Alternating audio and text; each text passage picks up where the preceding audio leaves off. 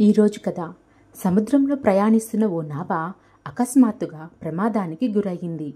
అందులో కేవలం ఒక వ్యక్తి మాత్రం అదృష్టవశాత్తు బతికి బయటపడి ఒక కొయ్య దుంగ మీద తేలుతూ జనసంచారం లేని ఒక దీవిలోకి వచ్చి పడ్డాడు. ఆ ప్రమాదం నుంచి రక్షించమని రోజు భగవంతుణ్ణి వేడుకుంటూ ఉంటాడు.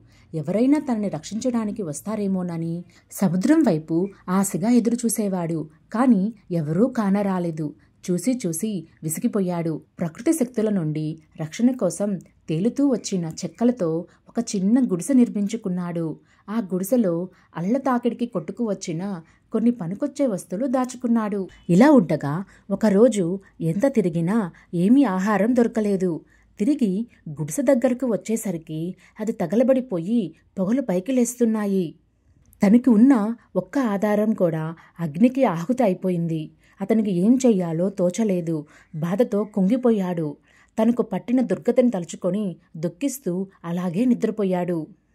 తెల్లవారి లేచి చూసేసరికి ఒక నావ అతని నుండి దివిని సమీపిస్తూ కనిపించింది.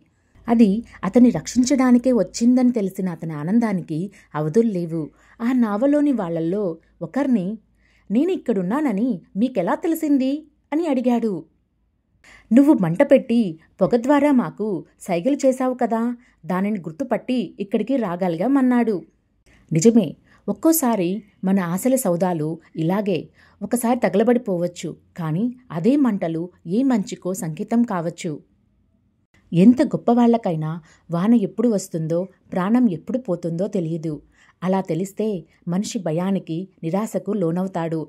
ప్రపంచంలో ప్రతి ఒక్కరికి మంచి, చెడు, సుఖం, దుఃఖం, కష్టం, నష్టం వస్తూ ఉంటాయి. ఏది జరిగినా, ఎప్పుడు జరిగినా అంతా మన మంచికే అనుకొని మనుషులు ఆటుపోట్లను తట్టుకొని జీవించాలి. ఇది ఈరోజు కథ. ఈ కథ మీకు నచ్చితే వీడియోని లైక్ చేయండి. ఇలాంటి మంచి మంచి కథల కోసం ఛానల్ని సబ్స్క్రైబ్ చేసుకోండి. Thank you for watching. Bye. మరొక కథతో మళ్ళీ కలుస్తాను.